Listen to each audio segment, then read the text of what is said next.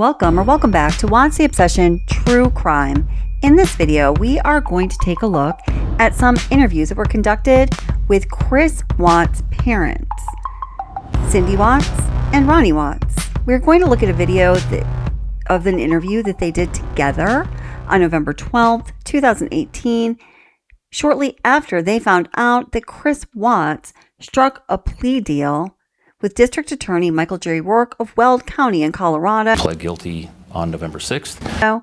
And that he was going to plead guilty to the murders of his pregnant wife, Shanann Watts, his 4-year-old daughter, Bella Watts, and his 3-year-old daughter, Celeste Watts. We're also going to listen to an interview with Ronnie Watts, and this took place in 2020 after Chris Watts' son had already been in prison for 2 years. It is very interesting what Ronnie has to say in this interview, and we are going to compare what Ronnie has to say in this interview, which, by the way, is consistent with what he said in his police interviews right before his son was arrested, and also when he did an interview right after his son was arrested. Us, being my wife, most of my wife's had a hard time getting on with her, but she's, my wife calls him narcissist personality, what she thinks she is, bipolar also, but she has these mood swings and stuff, and she just said I don't realize how unstable she was. And this place she is, she just bipolar, 0 to 16, no time. So we're going to compare what he had to say with some other known facts and timelines connected to this case and just see how that all pans out. First, I want you to watch this video of Celeste Watts and Bella Watts with their grandfather, Ronnie Watts, while they were with him for such a short time when they visited North Carolina in the summer of 2018 for 6 weeks. Then they went home for 1 week. They were only home for 1 week after that 6-week North Carolina visit before they were murdered on August 13th, 2018. Yeah. Good girl. Good girl. Yeah. Good girl. She can't jump, baby. You want to sit down? Stay. Watch out. Watch out. Watch out. Get it clean.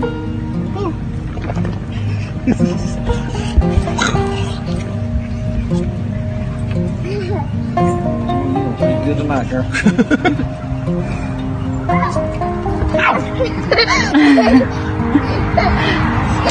Watch your feet, Papa.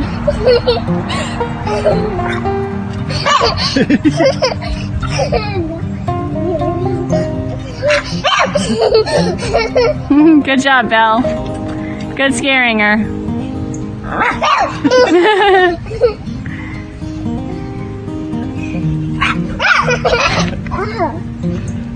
Crash. She's done.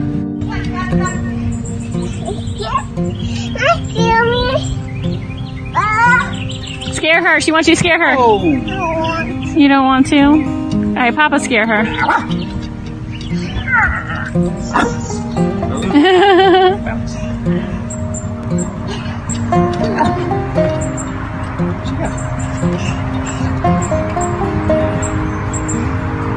Chop something.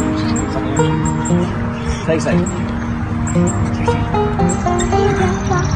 Thanks, you ran out of juice. Are you done? Okay, we have a couple somewhat rare, really interesting videos with Cindy Watts and Ronnie Watts, and then Ronnie Watts. The first one I'm going to play for you, because I'm going in chronological order, is with Cindy and Ronnie Watts when they had just found out that their son Chris Watts pled guilty to murdering his family. This took place on November 12th, 2018. And then after that is the rather rare Ronnie Watts interview, which is super interesting, but they're both pretty awesome. Take a listen. To see him at No. all, and has he No. told you anything about prison? No, but we got to see him one time. That was that Monday right before the plea deal. That Monday Right night. before the plea deal, and that was it. These are the parents of Chris Watts, the man who pled guilty to killing his pregnant wife, Shanann, and 2 kids, Bella and Celeste. How did he kill her?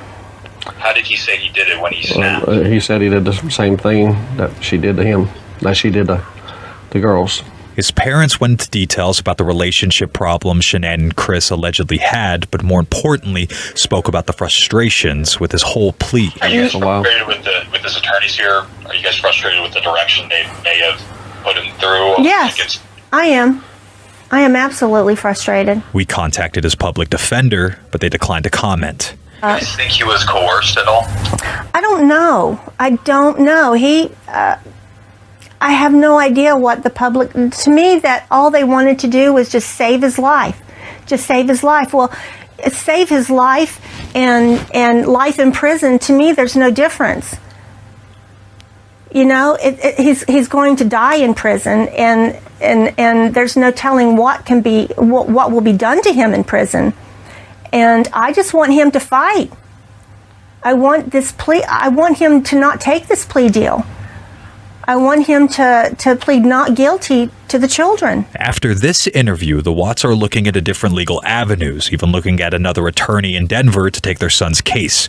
But there's been some reaction about all this from Shanann's family. Are you guys worried about some of the backlash about maybe coming out and speaking on behalf of Chris and what it might do to your guys' relationship, and, you know, speaking out like this about a woman who can't defend herself right now?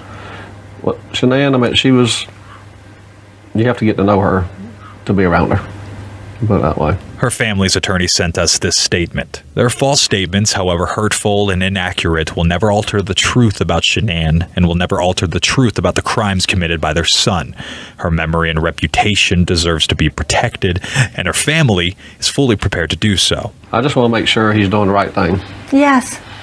I mean, if he didn't kill the children, I want him to say so. Then let them prove it. I spoke to a longtime friend of both Shanann and Chris who saw the interview. Out of respect of the families, he didn't want to do an on-camera interview, but said both families are hurting and just hope for the family's sake that Chris doesn't continue to fight this and go to trial. I didn't want them just to save his life or to life in prison. I wanted them to have a defense. You know, there was a defense there. Why now? Why are you guys coming out now to speak with us? Because we didn't know about the plea deal. We were not allowed to talk to him about it. They're frustrated because they say his attorneys wouldn't let them ask him anything about the case before the plea. I asked Chris, if you did not do this, do not confess to something you didn't do, and she shut me down. She completely shut me down. And just like everyone else, his parents have a lot of questions after he confessed to killing Shanann, claiming he saw her strangle one of the kids. He said, I'm sorry, I went into a rage and I killed her. And he said, I am so sorry. He says, I've ruined your life, I've ruined my life. Well, he told me, he said, Dad, I could not put the girls with her after what she did. He said, I could not put them with her. And so instead of putting the girls with her, he decided to put them into the oil tank, which I still don't understand. I don't understand that either. He's not a sociopath. He's not a psychopath. A question his parents have is, what was the trigger to cause all this to happen? Something I asked when I interviewed him when she was reported missing. Did you guys get into an argument before she left? It wasn't like an argument. We had an emotional conversation, but I'll leave it at that. Because she was leaving him or he was leaving her? He was leaving her. He just said he wasn't in love with her anymore, he said. Because both Shanann's family and Chris's family are in pain, his parents just want the truth about what happened. If this actually happened like they're saying that it did, that he killed them, then what was the trigger? If he didn't kill the children, I want him to say so.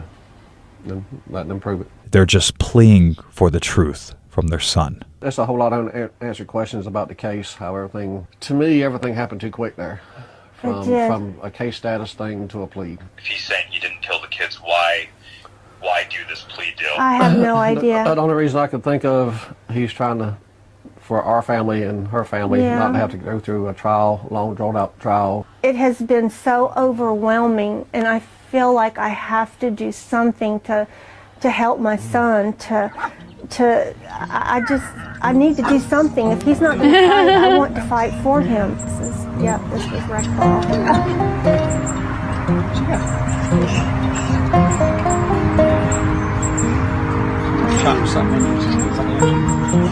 Take safe.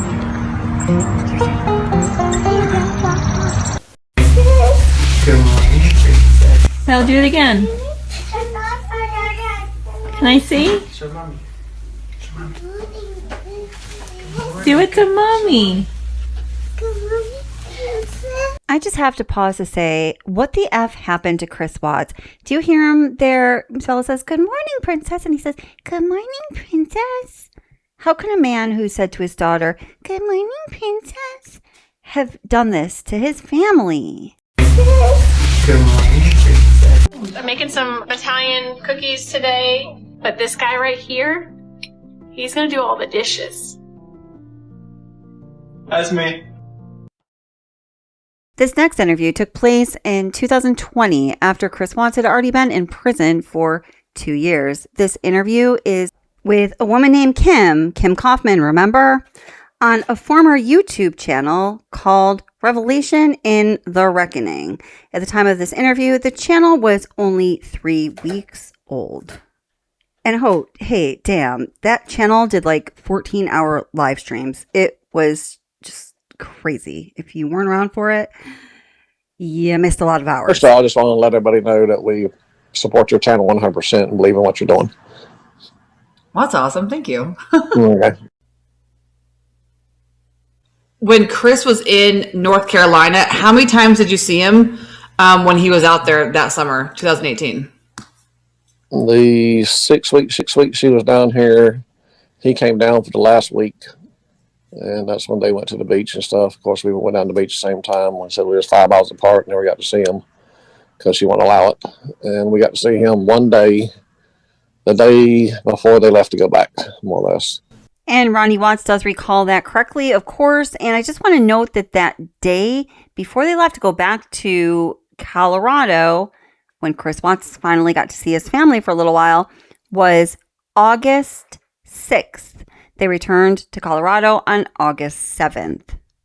It was, they stopped down to see my mother when she's in a rehab center. She was 93 years old. And she wouldn't bring him by here. We had to go pick him up there. I did. Notice the picture that you're looking at right now of Bella, Cece, and Chris with his 93-year-old grandmother. That picture was taken on August 6, 2018. It would be 1 week later when Chris Watts would take the lives of these beautiful little girls. Just think about that. And he spent the afternoon here at the house, and me and Sonny and Jamie and Robert and the kids, and other grandbabies.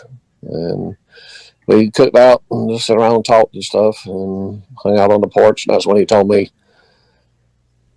that she only knew that they wanted to get a divorce. And that he was looking for an apartment, for a little 2-bedroom apartment with bunk beds for him and the girls, because that's how his life was going to be from now on. And he'd already more or less set a schedule up from a month or so out from that. So, I worked the schedule and he'd have them, 1 week, she'd have them the next week type thing. So you guys did know he was getting separated or getting a divorce? Well, that's the first we had heard of it, that she already knew about it. And actually the house is already for sale on the market. See, that's I think people don't know that. People don't know that you guys knew that was even in the works. Mm-hmm. Yeah, that was the first that's the first we had heard of it, was that one day he got to spend with us that week he was down here. And how was one afternoon actually.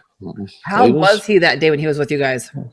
He was pretty much upbeat and stuff. I mean, he knew what he wanted to do. And like I said, he told me he wanted a little 2-bedroom apartment with bunk beds for the girls. I mean, he was ready to move on with his life.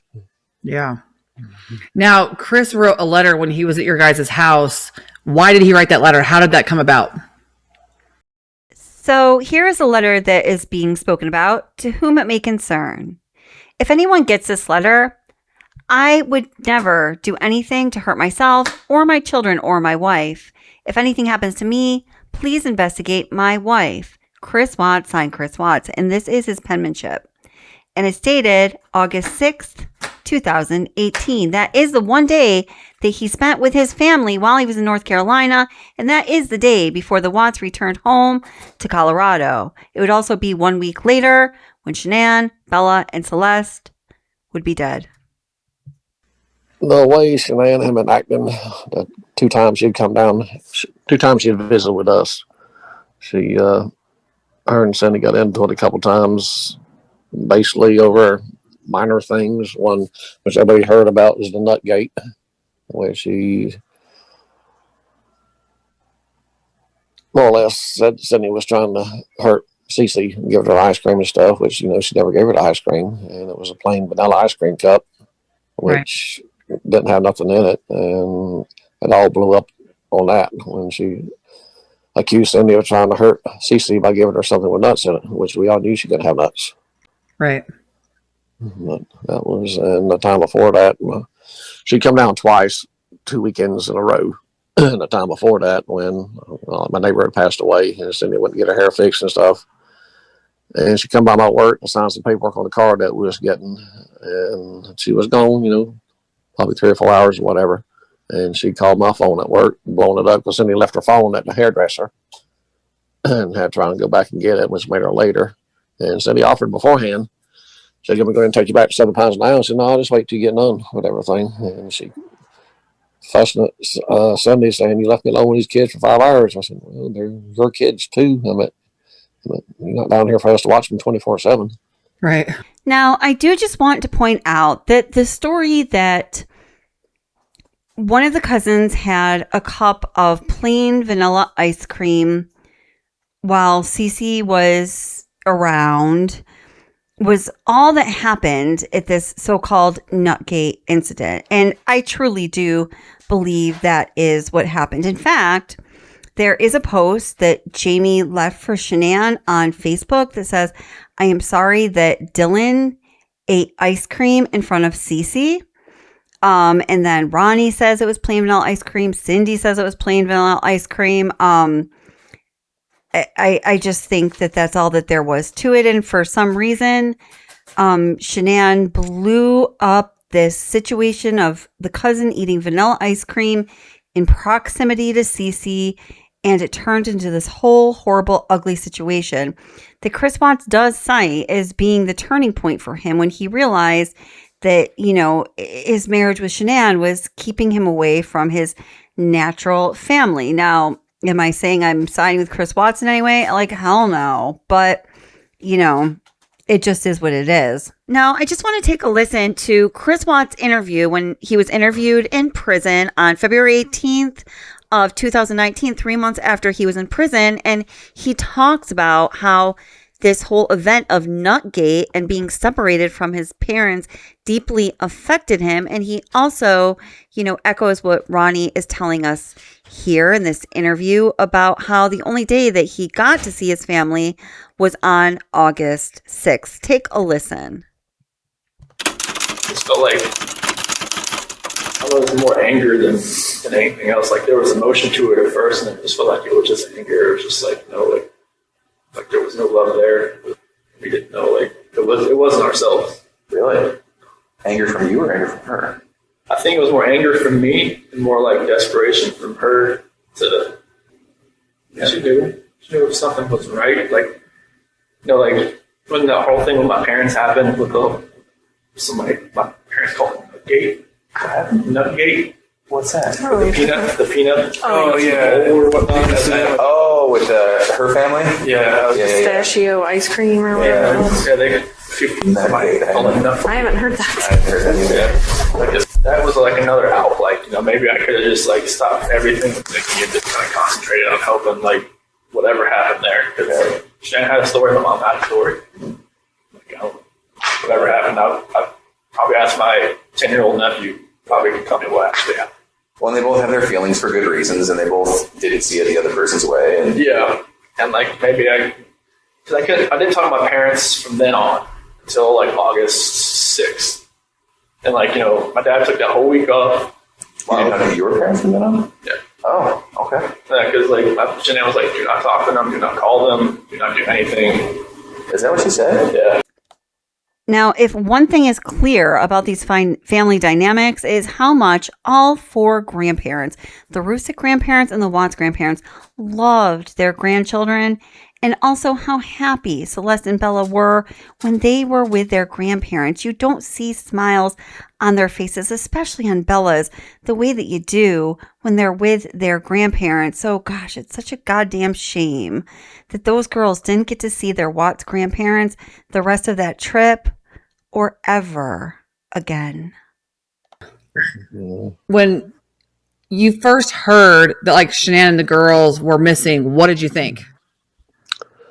I thought she'd just run off with the kids just to punish Chris for something.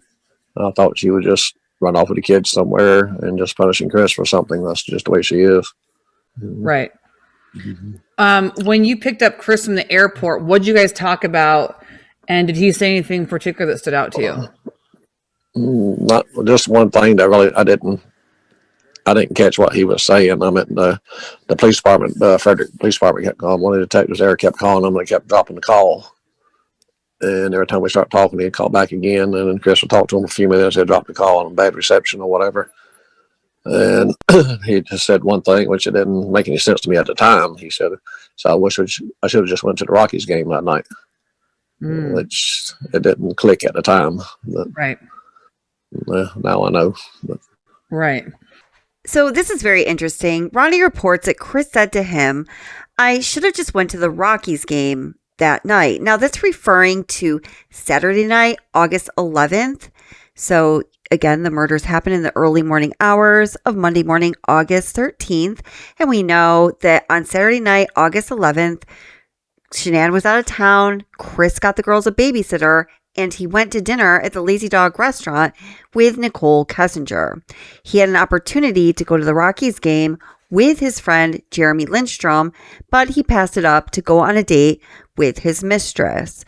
So he mentions regret about not going to the Rockies game so many times in his interviews to his dad, to other people. So what was such a big deal about Saturday night that Chris Watts directly connected being with Nicole Kessinger Saturday night to the eventual murders, the murders that he committed of his entire family? Very interesting, isn't it? So when he was talking to the police station, obviously some of that stuff has been released, but is there anything that, I mean, there's parts of it that were like fast forwarded through or redacted. Is there anything that you know that he said to you that wasn't released? Yeah, because when we was talking, when he told me what happened and told me where the girls were at, and he said, Dad, I could not put them with her after what she did to him. And right after that, he said she was evil. So they obviously didn't, like, they redacted that and didn't release that to the public. So everyone... That's something kind of stayed in my mind when he said, when I found out where the girls were at, he said, Dad, I cannot put them with her after what she did to him. Yeah. Mm-hmm. That would be a very hard thing to get out of your head for sure. Now, I definitely believe Ronnie Watts there because we know that things are redacted out of Chris Watts' interview and interrogation at the Frederick Police Department. We know that for a fact. There's times when you can see like Graham Coder's mouth moving and the audio is silent as though nobody is saying anything. So now I think it's really interesting that they removed the part of Chris's conversation with his father when they were in that interview room of the police station where he says, I just couldn't put the girls with Shanann after what she did to them. She's evil. Now, let it be known that I do not believe that Shanann killed her girls. However, why did they take that out of the conversation? I guess maybe, they didn't want to give Shanann a bad reputation. A lot of the investigators and the district attorney has made a huge point about saying that. But, I think for most people, the evidence speaks for itself. We know what Chris Watts, perhaps with the help of another, did. He killed his family members. Why did that have to be removed? It's part of the conversation. It's part of the history of how the revelation of what happened in this crime eventually came about. Why did they feel it was necessary to redact that statement from the interview and the conversation with his dad? I just think that's so strange. What do you guys think about that? Leave a comment down below. So everyone talks about Chris's lack of emotions. Like how explain to people like how emotional you are, how how many times has Cindy seen you cry? Is that kind of just talk about, emotions in your family or how you and Chris are, I guess. It's very seldom ever cried. The last 2 times I ever remember crying was at the memorial service we had for Bella and CC at the gravesite. I did cry there.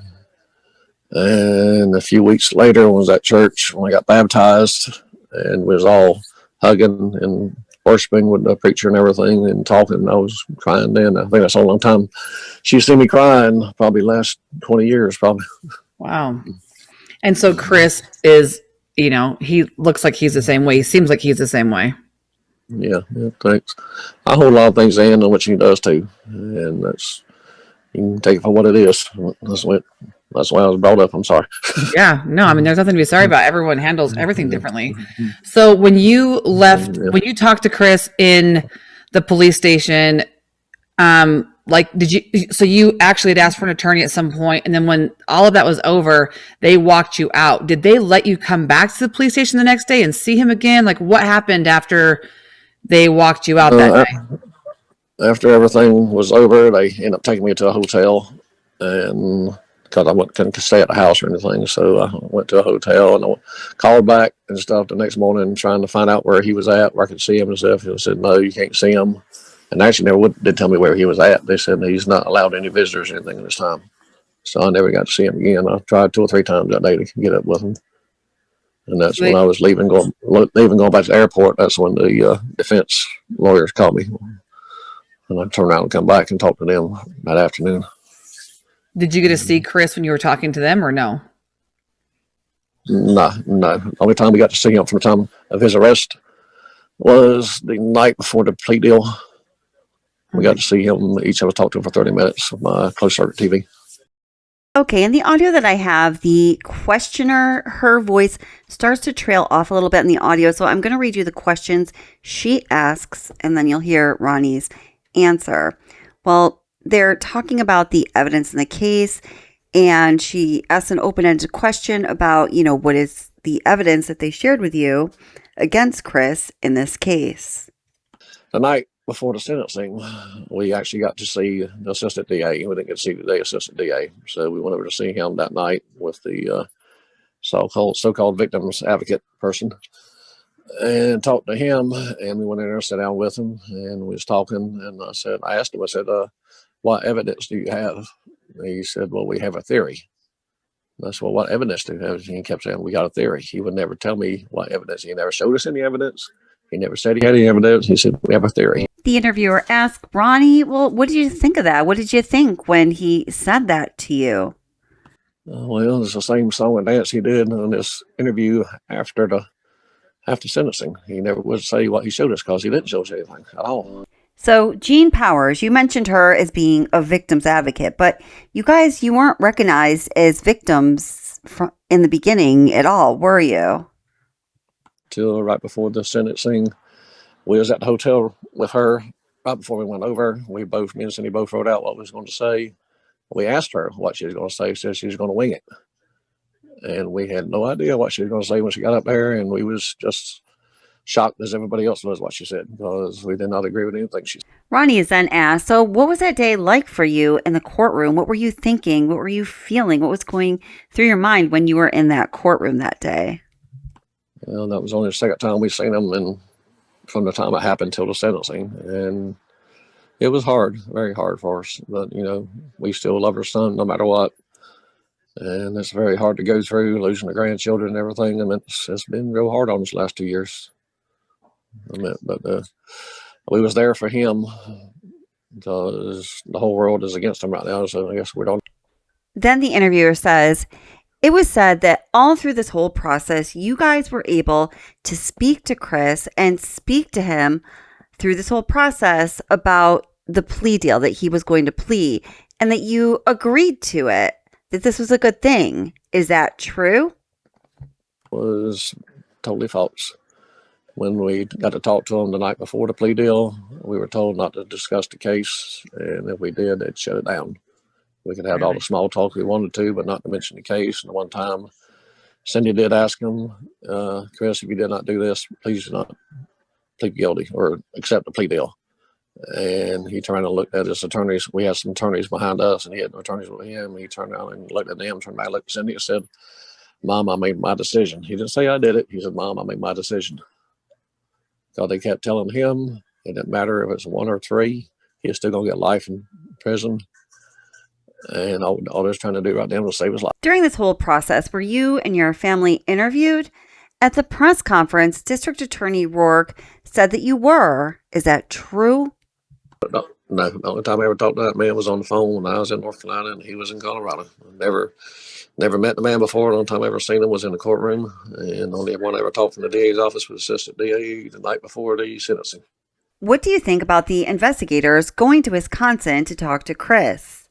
Why do you think that they went there all the way to Wisconsin to talk to your son after he was already in prison?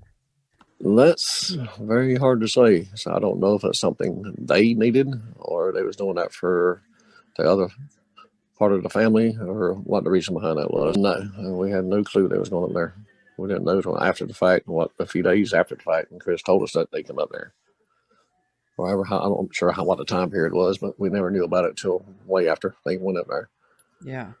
And then, of course, they lied to them, which I guess they can do that, and said this was just between them. Of course, they recorded it and released every bit of it, which Chris said thought he had to tell them something, so I guess he just made up something so they'd leave him alone.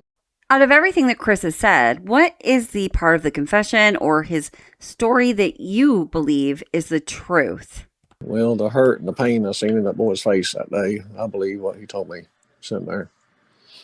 I mean, he's just like, as far as emotions, he's just like me. When he told me, he said, Dad, I cannot put them with her after what she did.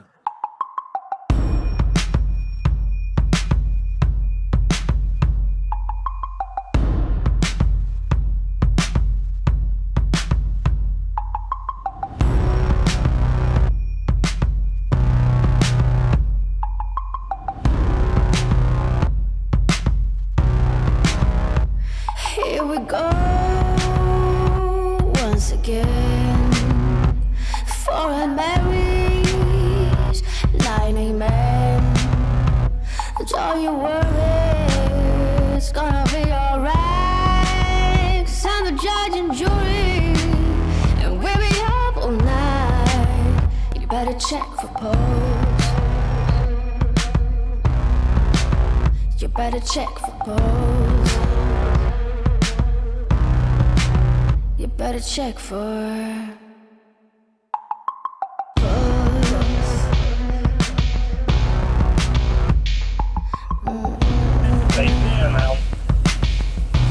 They are dead, aren't they? all the best things love can bring. All in the blind spot that we don't see. Wipe the dirt. It was earlier tonight. I don't 13, she had her 13th birthday party. She was happy that we were all together. She wanted to walk the rest of the way.